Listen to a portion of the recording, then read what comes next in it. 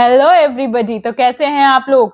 I hope कि test series लगा रहे होंगे और जिन्होंने अपना कोर्स प्रॉपरली पूरा नहीं किया है वो बेटा अब टाइम नहीं है कि आप एक एक वीडियो को देखो और वो नोट्स भी बनाओ। तो नोट्स ऑलरेडी अवेलेबल है, जिनको चाहिए वो व्हाट्सएप पे हमसे कांटेक्ट कर सकते हैं, ठीक है। और अपनी नोट्स की कॉपी लो, लेक्चर लगाओ और फटाफट से देख जाओ, वो और कुछ उपाय ही नहीं बचा है, ठीक है। तो आज मतलब हम पढ़ रहे थे ऑडिटिंग, और ऑडिटिंग के 2 लेक्चर और बचे हुए हैं, मतलब आज वाला और एक और, ठीक है। उसके बाद हमारा ऑडिटिंग का पार्ट जो है वो खत्म हो जाएगा। तो हमने ऑडिटिंग में कंपनी हमने पढ़ लिया था। क्या क्या पढ़ा था हमने? तो हमने पढ़ा था सैम्पलिंग के बारे में, पढ़ा था ऑडिट सैम्पलिंग, सैम्पलिंग के रिस्क क्या होते हैं, ये सारी चीजें हमने पिछले सेशन में पढ़ लिया था। जिन्होंने नहीं पढ़ा है जाके पहले देखो। चलिए, अब मैं बहुत ज्यादा तेज आज नहीं बोल पाऊंगी बेटा, क्योंकि मेरी तबीयत अभी ठीक नहीं चल रही है, ठीक है। मतलब मौसम बदल रहा है और पता नहीं, ऐसा होता है कि हर मौसम बदलने के साथ साथ मेरी भी हालत है ना, वो भी बदल जाती है, ठीक है। तो अभी थोड़ा सा इसी कारण से ऐसा है, ठीक है। तो आज हम पढ़ने वाले हैं क्वालिफिकेशन ऑफ एन ऑडिटर, कि कौन ऐसा व्यक्ति होगा जो कि एक ऑडिटर के लिए क्वालिफाई करता है। क्योंकि किसी भी अरे गहरे नथु खैरों को बुला के ऐसे ऑडिटर थोड़ी बना दोगे कि भाई भाई चलो चाचा जी चलिए मेरे साथ ऑडिटर बन जाइए, तो ऐसा थोड़ी होता है। तो इसके लिए क्या है कि there are certain qualifications that need to be fulfilled, तभी एक ऑडिटर ऑडिटर कहलाएगा। क्यों? क्योंकि कोई भी कंपनी है बेटा, तो कंपनी में बहुत सारे लोग रहते हैं, मतलब कि और बहुत मेजर ट्रांजैक्शंस होते हैं। उस ट्रांजैक्शन की ग्रेविटी को समझने वाला इंसान चाहिए ना, ऐसे ही किसी को भी तो नहीं बना सकते ऑडिटर। तो देयर आर सर्टेन कंडीशंस, ठीक है। और ये कंडीशन कहाँ मेंशन है बेटा? तो ये कंडीशन मेंशन है section 141(1) and 2 of companies act. तो कंपनीज एक्ट के सेक्शन 141(1) और 2 में ये जो कंडीशंस हैं ये यहाँ पे मेंशन है, ठीक है। तो कौन है, क्या क्वालिफिकेशन है एक सीए की, मतलब एक ऑडिटर की? तो पहला पहला ये होना चाहिए क्या? क्वालिफाइड सीए होना चाहिए, यानी कि चार्टर्ड अकाउंटेंट होना चाहिए ये, ठीक है। अगर चार्टर्ड अकाउंटेंट नहीं, देखते हो चार्टर्ड अकाउंटेंट को कितना पढ़ना पड़ता है। तो एक चार्टर्ड अकाउंटेंट अगर नहीं है तो फिर आप क्या है कि आप इसमें आप ऑडिटर नहीं बन सकते हैं, ठीक है। तो पहला तो क्वालिफाइड सीए होना चाहिए। दूसरा कंडीशन क्या है कि कोई भी इंडिविजुअल हो या पार्टनरशिप फर्म हो, ठीक है। या तो आप एक इंडिविजुअल हैं, या तो आप एक इंडिविजुअल हैं, या फिर आप क्या है, एक पार्टनरशिप फर्म है, ठीक है। एक पार्टनरशिप फर्म है, ठीक है। और जिसमें ये जो पार्टनरशिप फर्म है, ऐसा नहीं कि कोई भी पार्टनरशिप फर्म चलेगा, ठीक है। पार्टनरशिप फर्म है जहां पे मेजॉरिटी ऑफ पार्टनर्स, जो मेजॉरिटी ऑफ पार्टनर्स हैं, ठीक है, majority of partners are considered qualified, ठीक है। मतलब वो सीए वगैरह हो, ठीक है। तो इस तरह से ऐसा कोई फर्म हो जहां पे मेजॉरिटी ऑफ पार्टनर्स क्वालिफाइड होते हैं, वैसा पार्टनरशिप फर्म हो सकता है, ठीक है। उसके बाद और क्या है? थर्ड है हमारा क्या? एलएलपी। एलएलपी क्या है? LLP is limited liability partnership, ठीक है। तो LLP is limited liability partnership. अब इसमें क्या है? तो इसमें कहा जा रहा है कि एलएलपी है जहां पे एक कंपनी का बंदा जो है वो कंपनी का ऑडिटर होगा, ठीक है। तो उसमें क्या होने चाहिए कि वो जो बंदा है वो एक तो क्वालिफाइड सीए होना चाहिए। अगर एलएलपी है तो उसमें वो बंदा जो है वो क्वालिफाइड सीए होना चाहिए, पहली चीज। और दूसरी चीज क्या है कि उसमें साइनिंग अथॉरिटी होनी चाहिए, फर्म के बिहाफ पे एक्टिंग और साइनिंग अथॉरिटी होनी चाहिए, ठीक है। तो एक्टिंग एंड साइनिंग अथॉरिटी यहाँ पे होनी चाहिए।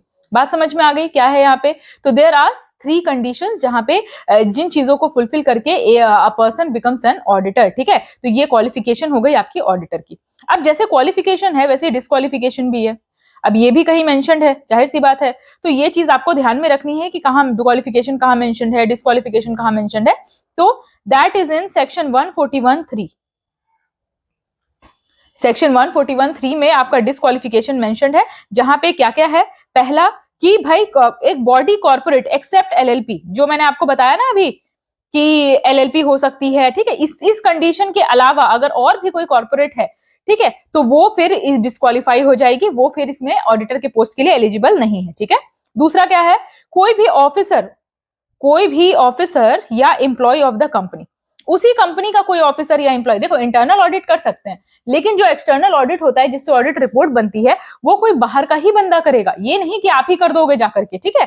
तो कोई भी ऑफिसर या एम्प्लॉय ऑफ द कंपनी, उसी कंपनी का कोई ऑफिसर या कोई employ, he will not be eligible to be an auditor, ठीक है। तीसरा क्या है? ऐसा कोई भी पर्सन, ठीक है, जो कि क्या है, पार्टनर है ऑफ एन ऑफिसर और एम्प्लॉय ऑफ द कंपनी। ठीक है, यानी कि क्या है, किसी रिलेशन से जुड़ा हुआ है कंपनी से, ठीक है, उनके कोई रिलेटिव्स किथ एंड किन्स है, एम्प्लॉय के साथ पार्टनर है, ठीक है, तो उसके वो भी क्या है कि इसका ऑडिटर नहीं हो सकता है। क्यों? क्योंकि उसका कहीं ना कहीं पर्सनल इंटरेस्ट होगा, बायस्ड होगा थॉट, है ना। तो इसीलिए क्या है कि सही जो चीजें हैं वो निकल के नहीं आएंगी। एंड ऑडिटिंग इज, ट्रस्ट में, auditing is very very important. Auditing जो है वो बहुत ज्यादा इंपॉर्टेंट होता है, ठीक है। चलिए, फोर्थ क्या है कि ऐसा कोई भी पर्सन जो कि रिलेटिव है, ठीक है, या फिर कोई सब्सिडरी कंपनी होल्ड करता है, कोई सब्सिडरी कंपनी होल्ड करता है, उसी जो बड़ी कंपनी है उसी की कोई सब्सिडरी कंपनी है, उसी को होल्ड करता है, ठीक है। या फिर क्या करता है कि कोई सिक्योरिटी होल्ड करता है, होल्डिंग अ सिक्योरिटी, ठीक है, कंपनी के से रिलेटेड कोई सिक्योरिटी होल्ड करता है, ठीक है। या फिर क्या है कि इनडेबिटेड, इन डेटेड है, ठीक है, आई हटेगा, indebted in excess of 5 lakh, 5 lakh से ज्यादा उस पर कर्जा है, ठीक है। उसके बाद और क्या है कि क्या तो फिर उन्होंने कोई सिक्योरिटी या गारंटी दे रखी है, गारंटर होते हैं ना, बैंक लोन लेते हैं अपन तो कोई गारंटर होते हैं, तो या तो उन्होंने कोई सिक्योरिटी और गारंटी दे रखी है जो कि 1 लाख से ज्यादा है, तो इस कंडीशन में भी the person will be disqualified to be an auditor. बात समझ में आ गई? क्या क्या क्वालिफिकेशन है, क्या क्या डिस्क्वालिफिकेशन है, ये तो याद ही रखिएगा, बिकॉज ये आपके एग्जाम पर्सपेक्टिव से बहुत इंपॉर्टेंट है, ठीक है। और मुझे ऐसा लगता है कि आप लोग टेस्ट वगैरह लगा रहे होंगे, क्योंकि एग्जाम में बेटा टाइम बहुत कम बचा है, तो टेस्ट वगैरह लगाना शुरू कर दो। और अगर नहीं लगा पा रहे हो बेटा, 250 रुपए का टेस्ट है, कोई बहुत ज्यादा नहीं है, मैं तो कहूंगी लो और 13 के 13 टेस्ट एक बार में लगा जाओ। मतलब एक बार में तो नहीं लगा पाओगे, बट रेगुलर बेसिस पे लगाओ, that will be very very beneficial for you, ठीक है। तो कोई भी क्वेरी है अगर इससे रिलेटेड तो आप हमसे व्हाट्सएप पे कनेक्ट कर सकते हैं। चलिए, अगला क्या है हमारा, अगला है अपॉइंटमेंट ऑफ फर्स्ट ऑडिटर। अब देखो क्या होता है, कंपनी नई नई बनी है, ठीक है। अब नई नई कंपनी बनी है तो उसमें सबसे पहले किसका अपॉइंटमेंट होगा? फर्स्ट ऑडिटर का अपॉइंटमेंट होगा, है ना, पहले बार। तो ये भी मेंशन्ड है, प्रॉपर्ली मेंशन्ड है। कहां मेंशन्ड है? Section 139(6). It has been mentioned in section 139(6) of the companies act, जिसमें appointment of the first auditor के बारे में लिखा हुआ है, ठीक है। तो इसमें लिखा है, क्या लिखा है भाई, एक सेकेंड, क्या लिखा है? लिखा है कि कोई भी अगर फर्स्ट ऑडिटर होगा, कोई भी बंदा अगर फर्स्ट ऑडिटर होगा, other than government company, government के लिए अलग रूल है, अदर देन गवर्नमेंट कंपनी, कोई भी बंदा यहाँ पे फर्स्ट ऑडिटर होगा तो उसको अपॉइंट कौन करेगा? तो he will be appointed by board of directors, ठीक है। कौन इनको अपॉइंट करेगा? बोर्ड ऑफ डायरेक्टर्स अपॉइंट करेंगे। कब तक करेंगे? तो with in 30 days of registration, with in 30 days of registration, registration होने के 30 दिन के अंदर अंदर इनको बोर्ड ऑफ डायरेक्टर्स जो है वो अपॉइंट कर देंगे, ठीक है, फर्स्ट ऑडिटर को। बात समझ में आ गई? अब मान लिया कि बोर्ड ऑफ डायरेक्टर नहीं अवेलेबल है या फिर उन्होंने अपॉइंट नहीं किया, तो अगर मैं कहूं कि if this board of directors BOD fails, अगर ये बोर्ड ऑफ डायरेक्टर्स है इन्होंने नहीं किया, तो फिर कौन करेंगे? शेयर होल्डर्स करेंगे, यानी कि मेंबर्स, ठीक है। तो शेयर होल्डर्स या मेंबर्स जो हैं वो करेंगे, अगर ये जो बोर्ड ऑफ डायरेक्टर्स है वो फेल हो गए, ठीक है। कितने दिन में करेंगे? तो विद इन 90 डेज, ठीक है।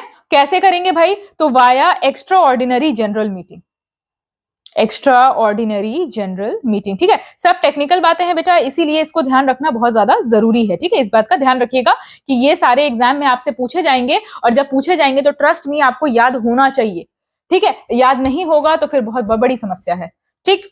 चलिए, उसके बाद क्या है कि जो फर्स्ट ऑडिटर है वो कब से कब तक रहेंगे भाई? तो ये जो हमारे फर्स्ट ऑडिटर भाई साहब हैं, ये कब से कब तक ऑफिस होल्ड करेंगे? तो कब से करेंगे? डेट ऑफ अपॉइंटमेंट से। मतलब पहला तो क्या है आपका? Date of appointment, date of appointment से लेकर के कब तक होल्ड करेंगे? कंक्लूजन ऑफ फर्स्ट AGM, जो पहला एनुअल जनरल मीटिंग होगा उसके कंक्लूजन तक, ये मतलब पूरे सेशन में, पूरे टेनर में ये फर्स्ट ऑडिटर रहेंगे। उसके बाद फिर हो सकता है कि दूसरे आ जाएं। बात समझ में आ गई? तो फर्स्ट ऑडिटर का क्या कंडीशन है ये आपको समझ में आ गया? कोई दिक्कत है? चलिए, अब आते हैं हम अगले टॉपिक पे। बेटा थोड़ा जल्दी जल्दी पढ़ा रही हूँ, क्यों? क्योंकि मुझे कोर्स आपका खत्म कराना है, एक लेक्चर और लगेगा और this auditing part will be over, ठीक है। नोट्स अगर चाहिए, अगर आप नहीं बना पा रहे हो कोई प्रॉब्लम नहीं है, नोट्स अवेलेबल है, ठीक है। आपके पास कंप्यूटर का नोट्स अवेलेबल है, अकाउंट्स का नोट्स अवेलेबल है, लेबर लॉ का नोट्स अवेलेबल है, एंड देन ऑडिटिंग का भी नोट्स अवेलेबल है। तो अगर आप में से किसी को भी ऐसा कोई नोट्स चाहिए तो आप हमसे व्हाट्सएप पे कनेक्ट कर सकते हो, कोई प्रॉब्लम नहीं, बिकॉज आई डू अंडरस्टैंड कि अब टाइम कम बचा है। तो अब मैं कहूँ आपको कि भैया नहीं अभी आप हाथ से नोट्स बनाओ, तो that will be very very mean from my side, ठीक है। तो इसीलिए आप नोट्स पकड़िए, लेक्चर फटाफट 2x2 पे देख जाइए, बस यही क्या है, और आप एग्जाम में जाकर के आंसर टिक कर दीजिए, बस इतना ही करना है, ठीक है।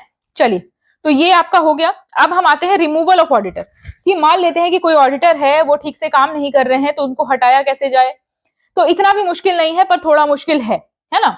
मतलब ऑडिटर को हटाना कोई इतना भी बड़ा काम नहीं है, बट एक जेन्युइन रीजन तो होना चाहिए। तो that has been defined in section 141 of the companies act में, ये जो है आपका रिमूवल ऑफ द ऑडिटर जो है वो यहाँ पे डिफाइन किया गया है, ठीक है। कैसे होगा, कैसे इसको लाया जाएगा, मतलब कैसे किसी ऑडिटर को रिमूव किया जाएगा, तो बाय पासिंग अ रिजोल्यूशन,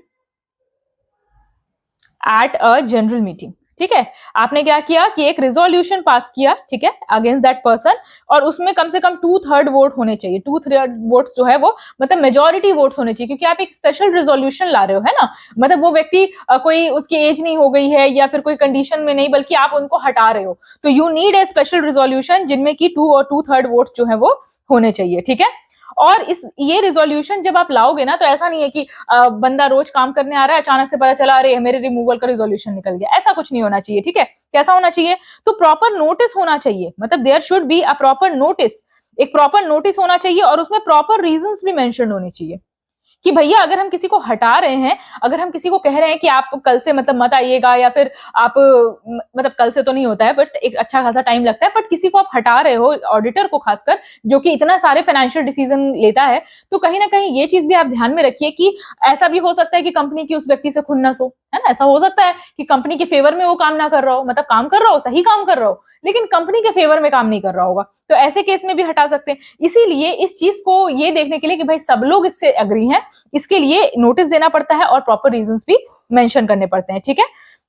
अब ये जो जनरल मीटिंग होती है जिसमें कि ऑडिटर के अगेंस्ट में रिजोल्यूशन पास होता है, तो इन ऑडिटर भाई साहब को भी राइट है कि ये भी इसको अटेंड कर सकते हैं, ठीक है। तो ये ऑडिटर भाई साहब भी हैं, ये भी जो है वो जनरल मीटिंग को अटेंड करेंगे, ठीक है।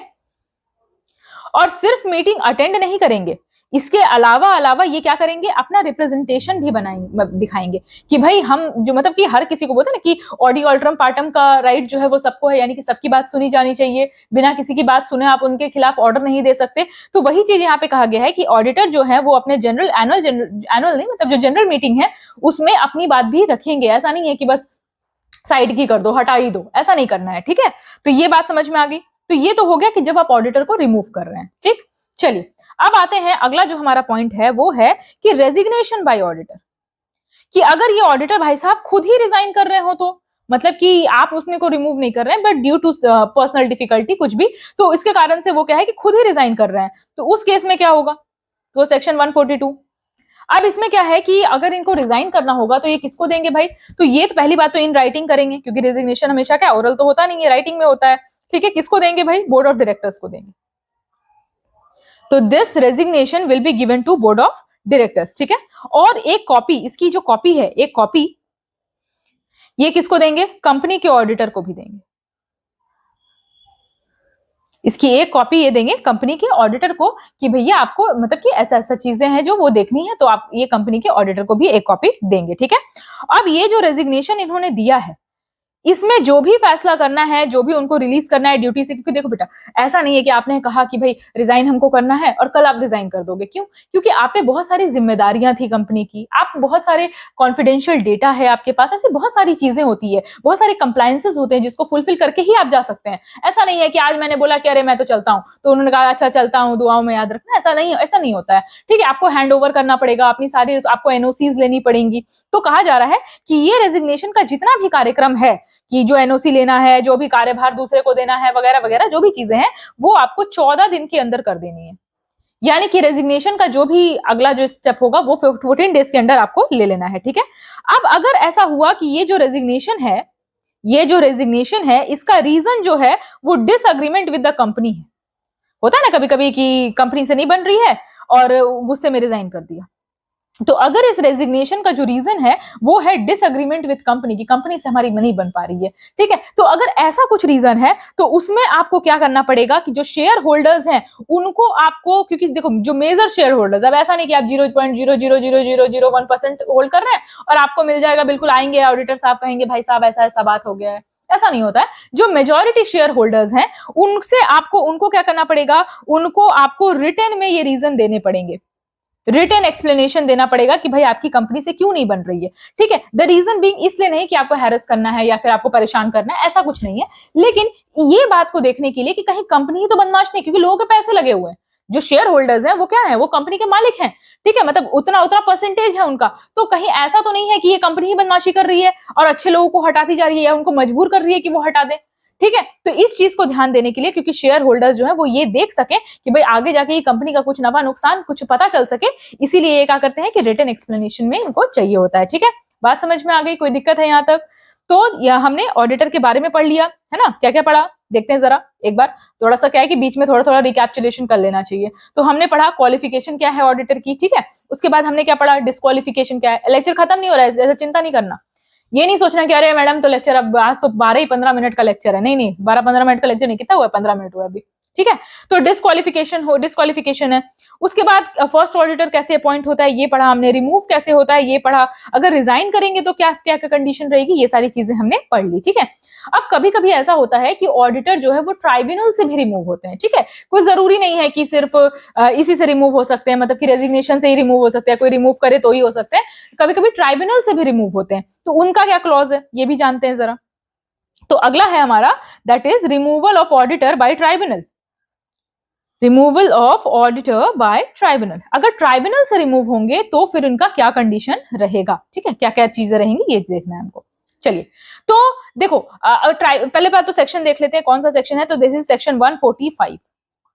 ठीक है, सेक्शन 145 जो है इसमें है removal of auditor by tribunal. ठीक है, अब इसमें क्या है, रीजंस है, बहुत सारे रीजंस है कि क्यों इनको हटाया जा रहा है, क्यों ट्राइब्यूनल के द्वारा हटाया जा रहा है। तो देयर आर सर्टेन रीजंस। ठीक है, उसमें से पहला तो ये रीजन ये हो सकता है कि ये जो ऑडिटर भैया हैं ये अब क्या हो चुके हैं, incapable of performing his duties हो गए हैं, मतलब कि अब ये अपने ड्यूटीज को प्रॉपर्ली निभाने में सक्षम नहीं रहे हैं ना। Whatever may be the reason, there might be a personal difficulty, professional difficulty, कुछ भी हो सकता है। तो अगर ये ऑडिटर भाई साहब जो है, now he has turn incapable of performing his duty, तो अगर ऐसा कुछ होता है तो उस केस में auditor can be remove by the tribunal, that the very valid reason. उसके बाद दूसरा क्या हो सकता है कि भैया ये जो ऑडिटर साहब है इन्होंने कुछ ऐसा किया जो कि कॉन्ट्रेरी टू पब्लिक सर्विस है, पब्लिक इंटरेस्ट के कॉन्ट्ररी में है। मतलब कि हो सकता है कि जो रियल रिपोर्ट थी उन्होंने दिखाई नहीं, अब बेचारे शेयर होल्डर वो तो मारे जाएंगे, वो तो सोच रहे वाह वाह वाह वाह कंपनी तो आगे बढ़ रही है, लेकिन पता चला कि कंपनी तो पीछे जा रही है। तो ऑडिटर भाई साहब ने कुछ ऐसा काम किया है, कुछ ऐसा घपला फ्रॉड कुछ तो ऐसा किया है जो कि कॉन्ट्रेरी है to public interest, public interest के कॉन्ट्रेरी में ये जा रहा है, तो that is also a problem, right, वो भी एक प्रॉब्लम है। अगला क्या है कि उन्होंने कंपनी एक्ट के किसी प्रोविजन को ब्रीच किया है, तो breached any provision of companies act, company act के किसी प्रोविजन को इन्होंने क्या किया है, ब्रीच किया है। तो इस केस में भी, क्योंकि देखो बेटा लॉ से खिलवाड़ नहीं करना चाहिए, इंसान से भी नहीं करना चाहिए वैसे तो, बट लॉ से खिलवाड़ नहीं करना चाहिए, जो चीज लिखी है सो लिखी है। इसीलिए मैं आपको कहती हूँ कि जब भी आप कोई नोटिफिकेशन पढ़ते हैं, कुछ भी पढ़ते हैं, तो उसको बिल्कुल ध्यान से पढ़िए, है ना। उसमें से कुछ भी ऐसा ऐसा मत करिए कि भैया नहीं नहीं ये तो हल्के में ले लिया, हल्के में पढ़ लिया, ऐसा नहीं करना है ना। तो कोई भी प्रोविजन कंपनीज एक्ट का ब्रीच किया हो तो ये भी नहीं करना है। ठीक है, या फिर फ्रॉड या मिसकंडक्ट, ये तो भाई बहुत बड़ा रीजन है। ठीक है, इसमें तो भाई एकदम ईडी और विजिलेंस सबको आ जाना चाहिए। तो फ्रॉड या मिसकंडक्ट जो है वो अगर कर रहे हैं तो भी ये क्या हो जाते हैं, रीजन बन जाते हैं कि इनको हटाया जा सकता है। ठीक है, तो ये प्रोसीडिंग जो ट्राइब्यूनल है, तो ट्राइब्यूनल को ऐसा सपना तो आएगा नहीं कि भाई इन भाई साहब को हटाना है, ये भाई साहब जो है मेरे सपने में आया कि ये ऐसा ऐसा काम कर रहे हैं, नहीं ऐसा नहीं होता है। तो देखो या तो उनको कहीं से ऐसे उड़ते उड़ते अनऑफिशियल खबर आती है, ठीक है, तो अब अनऑफिशियल खबर आई है तो आप खुद से भी स्टेप ले सकते हैं, सीओ मोटो ले सकते हैं, यानी कि ये इनिशिएट कर सकते हैं प्रोसीडिंग खुद से, he can initiate the proceeding himself, मतलब यहाँ पे क्योंकि ट्राइब्यूनल है तो इटसेल्फ, तो वो खुद से प्रोसीडिंग को इनिशिएट कर सकते हैं, या फिर कंपनी या शेयर होल्डर या इंटरेस्ट वाले पर्सन के एप्लीकेशन से। ठीक है, या तो कंपनी का ओनर है या तो शेयर होल्डर है, और उन्होंने क्या किया कि उन्होंने जाकर के एप्लीकेशन दिया कि भैया ये तो बहुत खराब काम कर रहा है, आप इनको हटा दो जरा। तो वो उन्होंने भी इंक्वायरी बिठाई, देखा कि सही बात है ये तो अच्छे से काम ही नहीं कर रहे हैं, तो या तो ये खुद ही कर ले, या तो फिर कंपनी या शेयर होल्डर या interested person company, share holder या इंटरेस्टेड पर्सन ये अगर रिक्वेस्ट करें, एप्लीकेशन दें, तो उस केस में भी इनके अगेंस्ट प्रोसीडिंग को खोला जा सकता है। ठीक है, लेकिन फिर मैं कहूंगी कि वही ऑडी ऑल्ट्रम पार्टम का जो कॉन्सेप्ट है वो यहाँ पे बिल्कुल लागू होता है और कहा जाता है कि प्रायर नोटिस टू ऑडिटर को प्रायर नोटिस देना बहुत ज्यादा जरूरी है ना। प्रायर नोटिस होना चाहिए ऑडिटर को, और अपॉर्चुनिटी ऑफ बीइंग हर्ड, ये नहीं कि अकेले अकेले क्या किए कि पूरा डिसीजन ले लाके खत्म कर दिए, नहीं, अपॉर्चुनिटी ऑफ बीइंग हर्ड भी होना चाहिए। यानी कि आपको ये जाकर के आपको ये करना है कि हाँ भाई हम मतलब कुछ अगर प्रॉब्लम है, कुछ है, तो वो चीज को आपको सुना जाएगा। ठीक है, तो प्रायर नोटिस होना चाहिए, अपॉर्चुनिटी ऑफ बीइंग हर्ड होना चाहिए। ठीक है, इसके अलावा और क्या है, ट्राइब्यूनल कैन ऑर्डर, ट्राइब्यूनल जो है वो ऑर्डर कर सकती है, क्या कर सकती है, इतना सब कुछ कार्यक्रम करने के बाद देखो पहला स्टेप क्या कहता है कि आप प्रोसीडिंग कब कर सकते हैं। तो आप कब कर सकते हैं, या तो खुद से कर लो, या तो कोई company, share holder, interested person आपको आगे कान में कहे कि नहीं भैया, मतलब कान में नहीं कहेगा, कान में तो कहेगा तो खुद ही करोगे, एप्लीकेशन दे ऑफिशियली कि भाई इसको आप हटा दो, तो उस केस में आप कर सकते हो। दूसरा आप क्या कर सकते हो, आप क्या करोगे, आप क्या करोगे, पहले ऑडिटर को नोटिस दोगे और उसके बाद सबको सुनने का, बराबर सुनने का मौका मिलेगा। ठीक है, उसके बाद ट्राइब्यूनल क्या क्या ऑर्डर दे सकती है, तो ट्राइब्यूनल पहला तो ऑर्डर दे सकती है रिमूवल ऑफ ऑडिटर, या तो ऑडिटर को ऐसे धक्के मार के निकाल देगी, मतलब धक्के मार के नहीं निकालेगी, कहेगी भैया आप अपना रास्ता नापिए। ठीक है, तो रिमूवल ऑफ ऑडिटर हो सकता है, या फिर या क्या हो सकता है, ये तो छोटी सजा हो गई। दूसरा सजा जो है वो थोड़ा सा बड़ा है, वो ये है कि इनको डिस्क्वालीफाई किया जा सकता है, disqualify to be an auditor, किसी भी कंपनी के ऑडिटर नहीं बन सकते। देख सकते हो कि जैसे कोई एग्जाम है, कोई बड़ी क्या बड़ी छोटी एग्जाम, जो भी गवर्नमेंट एग्जाम है, ठीक है, अगर कोई ऐसा चीटिंग वीटिंग करते पकड़ा जाता है, तो एक तो होगा कि आपको उसी एग्जाम प्रेमाइसिस से भगा दो, तो ये तो बहुत दरिया दिली होगी, या तो फिर 3 साल 5 साल के लिए ब्लैकलिस्ट कर देते हैं, तो वो बड़ी बड़ी सजा होती है। तो वही यहाँ पे है कि disqualify to be an auditor of any company, कि ये क्या करेंगे कि या तो ये क्या करेंगे कि भाई आपको ऑडिटर से ही हटा देंगे, या तो आप कहेंगे कि भैया अब आप यहां से तो हटे ही हैं, दुनिया में जहां जहां भी जाना है आपको ऑडिटर बन के, वहां आप नहीं जा सकते। तो ये सारी चीजें जो है वो ट्राइब्यूनल कैन ऑर्डर, ट्राइब्यूनल ये सारे ऑर्डर्स जो है वो दे सकता है। ठीक है, बात समझ में आ गई, कोई प्रॉब्लम है, कोई प्रॉब्लम है बेटा पूछ लीजिए, कोई दिक्कत नहीं है, है ना, पूछने में कोई समस्या नहीं है। चलिए यहां तक समझ में आ गया, कोई प्रॉब्लम है पूछ लीजिएगा। ठीक है, व्हाट्सएप से कनेक्ट हो सकते हैं, बिल्कुल हो सकते हैं। नोट्स चाहिए, लिखने नहीं बन रहा है, स्पीड में बोल रही हूं मैं, नहीं समझ में आ रहा है, मतलब समझ में तो आ ही रहा होगा बट लिख नहीं पा रहे हैं उतनी जल्दी जल्दी, टाइम कम बचा है, तो बेटा व्हाट्सएप पे जाओ और नोट्स ले लो, अभी भी टाइम है। जिन्होंने लेबर लॉ शुरू नहीं किया है, बेटा लेबर लॉ कुछ नहीं, आप इसकी बात कर लो, अकाउंट्स की बात कर लो, 12 घंटे का लेक्चर है, 24 लेक्चर है आधे आधे घंटे के, लेकिन लिखने जाओगे तो 12 के वो 24 के 48 हो जाएंगे, और 48 घंटे पढ़ते पढ़ते हालत खराब हो जाएगी। तो मैं ये कह रही हूँ बेटा कि माना कि 6 महीने साल भर से बच्चे तैयारी कर रहे हैं, लेकिन आप भी तो कर सकते हैं, उनको 4 बार रिवीजन करना पड़ेगा, तुमको एक ही बार पढ़ना पड़ेगा, और क्या। तो 12 घंटे क्या करना है आपको, 2 into पे लगाना है, 6 घंटे में पूरा अकाउंट्स खत्म एक दिन में।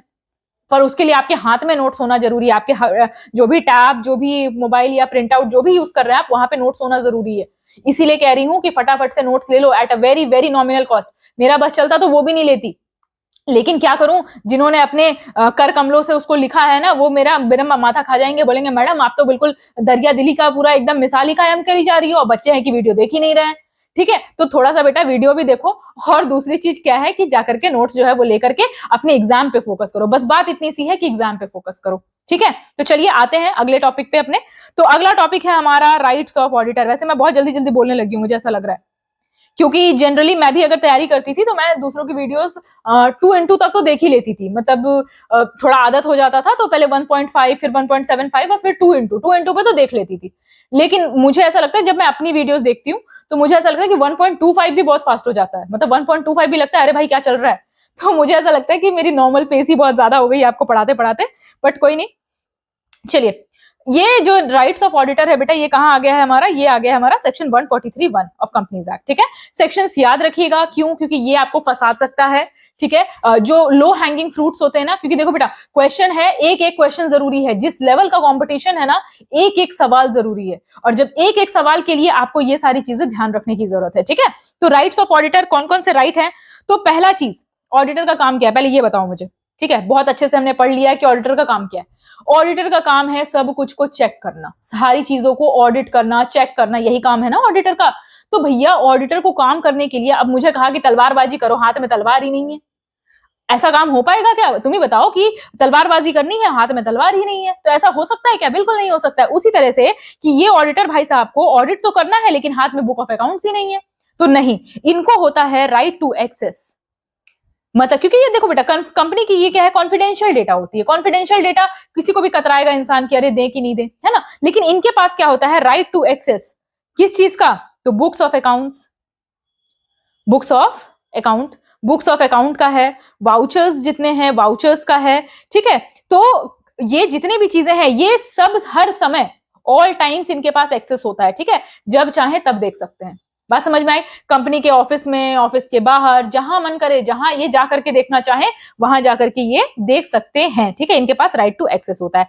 क्या क्या रीजन है? तो रीजन बहुत कॉमन सेंस वाला है, ठीक है। मैंने आपको कहा ना एग्जाम में बहुत सारे क्वेश्चन, मतलब बहुत सारे तो नहीं, बट अगर 120 सवाल है तो 12 सवाल मुझे लगता है कॉमन सेंस से भी बन जाएगा, ठीक है। मतलब अगर आप लॉजिकल कॉमन सेंस लगाएंगे तो कॉमन सेंस है भाई। रीजन क्या है कि जब भी आप ये करते हैं, मतलब इसका रीजन भी बता ही देती हूँ। रीजन क्या है कि ये इनके ओपिनियन फ्रेम करने में, जो ओपिनियन इनको बनाना है ऑडिटिंग को लेकर के, उस ओपिनियन को फ्रेम करने में इनको आसानी होती है, ठीक है। तो फाइनेंशियल स्टेटमेंट्स को लेकर के इनका जो ओपिनियन है कि भाई क्या होना चाहिए, क्या चीजें हैं, क्या हम अपने रिपोर्ट में लिखेंगे, उस चीजों को लेकर के इनका ओपिनियन जो है वो यहाँ पे बहुत क्लियर हो जाता है, ठीक है। बात समझ में आ गई? What might be the reason, ठीक है। चलिए, तो ये हो गया हमारा राइट्स ऑफ एन ऑडिटर। अब देखो, मैंने फिर कहा कि किसी, मतलब कहते हैं ना कि with more power come more responsibility, ये बहुत इंपॉर्टेंट और बहुत अच्छा फ्रेज है जो मेरे कॉलेज के प्रोफेसर ने मुझे बताया था, और ये मुझे बहुत हेल्प करता है लाइफ की डिसीजंस लेने में। तो जैसे कि मैंने बताया राइट्स ऑफ ऑडिटर, आपको लगा कि अरे भैया वाह, हर कंपनी का हर डेटा है इनके पास, तो ये तो कुछ भी कर सकते हैं। कुछ भी नहीं कर सकते बेटा, इनके साथ साथ इनकी कुछ ड्यूटीज भी है, सिर्फ राइट्स नहीं है, ड्यूटीज भी है। तो ड्यूटीज क्या क्या है, चलिए देखते हैं। Duties of an auditor, duties of an auditor क्या है भाई ड्यूटी, जाने जरा। तो this comes under section 143(1). Section 143(1) में हमारा ड्यूटीज आता है, ठीक है। मैं कोशिश करूंगी मैं अभी रिकॉर्ड कर दूं आपका लेक्चर 5 भी, ताकि आपका ऑडिटिंग जो है वो कंप्लीट हो जाए, ठीक है। नोट चाहिए होगा तो ले लेना, फिर ऐसा चिंता नहीं करना। तो पहला इनका ड्यूटी क्या है बेटा, पहला है reporting on financial statement. Financial statement को एनालाइज करके उसका एक इन्फेरेंस निकालना, ठीक है, और ये सारा इन्फेरेंस सबमिट करना, ये किनका काम है, ये है ऑडिटर की ड्यूटी। कहां मेंशन्ड है ये, देखो बेटा मैं सेक्शन लिख दे रही हूँ, कंपनीज एक्ट, ये प्रिज्यूम कर लेना कि कंपनीज एक्ट का ही है, ठीक है, सब हर जगह कंपनीज एक्ट ही यूज हो रहा है। तो सेक्शन 143(2) में ये चीज मेंशन किया गया है कि इनको फाइनेंशियल स्टेटमेंट का रिपोर्टिंग करना है, यानी कि इनको एक रिपोर्ट बनाना है कंपनी के अकाउंट्स का, और हर फाइनेंशियल स्टेटमेंट को अच्छे से एनालाइज करके इसका एक रिपोर्ट बना के जमा करना है, ठीक है, समझ में आ गई। दूसरा क्या है कि इनको रिपोर्ट देना है। देखो इनका काम रिपोर्ट ही देने का है, ठीक है। जितने मैं ड्यूटी बताऊंगी रिपोर्ट करने, क्योंकि जाहिर सी बात है कि एक पढ़े लिखे आदमी से तुम क्या चाह रहे हो, भाला चलाए वो नहीं, उनका काम ही है रिपोर्ट करने का, तो रिपोर्ट ही करना है, लेकिन अदर एस्पेक्ट्स पे करना है, ठीक है। तो reporting on compliance with accounting standards, ठीक है, फाइनेंशियल स्टेटमेंट पे रिपोर्ट कर दिए। अब ये कि भाई जो अकाउंटिंग स्टैंडर्ड्स हैं, जो जनरली एक्सेप्टेड, जो गैप है, जनरली एक्सेप्टेड अकाउंटिंग स्टैंडर्ड्स जो आपका है, तो वो उससे ये कंप्लाई कर भी रहे हैं कि नहीं कर रहे हैं, ये चीज भी आपको यहाँ पे आइडेंटिफाई करनी पड़ेगी, ठीक है। तो ये भी इनका क्या है कि एक ड्यूटी है। कहां आता है ये, तो ये आता है सेक्शन 143(10) में। बात समझ में आ गई। चलिए थर्ड क्या है, reporting on internal financial control, कि भाई इन्होंने जो मेजर्स लेने चाहिए, ठीक है, in case of inflation, in case of any financial crisis, उस केस में इनका इंटरनल फाइनेंशियल कंट्रोल है कि नहीं है, ये चीज यहाँ पे मेंशन किया, ये भी चीज इनको रिपोर्ट करनी होती है। That has been mentioned in section 143(3)(1), ठीक है। उसके बाद चौथा इनका क्या काम है, रिपोर्टिंग। देखो हर रिपोर्टिंग ही है, क्योंकि जिसका काम उसी को साझे, और इनका काम ये रिपोर्ट बनाना।